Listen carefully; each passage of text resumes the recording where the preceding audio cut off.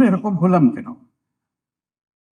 এই বাংলাদেশের মানুষ তো এই প্রথমবার বিদেশ যাচ্ছে না, বংশ পরাক্রমে অনুসারে যাচ্ছে, যে কারণে আমরা বিলাতে যেতে পেরেছি, রেস্টুরেন্ট খুলতে পেরেছি, ছেলে মেয়েকে স্কুল কলেজে পাঠাতে পেরেছি, তারা ব্যবসা বাণিজ্য করে উঠেছে, তারা রাজনীতিতে যোগ দিয়েছে, তারা এমপি হয়েছে, তারা মন্ত্রী হয়েছে।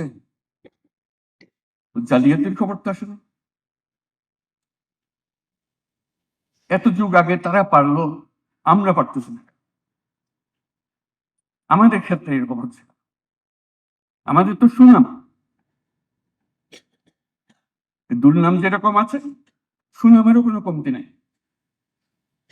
ইটালিতে যখন যাই মন গর্বে ফুলে ওঠে। যারা ইটালিতে গেছে নিশ্চয়ই এটা অনুভব করেছে। যত বড় রেস্টুরেন্টে যান, যত পশ রেস্টুরেন্টে যান, যেখানে দেশের সর্বোচ্চ লোকজন খাবার খেতে আসে, তাদের লাঞ্চ ডিনার পার্টি যেখানে হয়, কিচেন স্টাফ কারা? সব বাংলাদেশ। রোমে হেন রেস্টুরেন্ট নাই যেখানে কিচেন স্টাফ বাংলাদেশি না। মালিক কৃতজ্ঞতার সঙ্গে দেখা করতে আসে আমাদের সঙ্গে যখন আমাদেরকে খেতে নিয়ে যায়।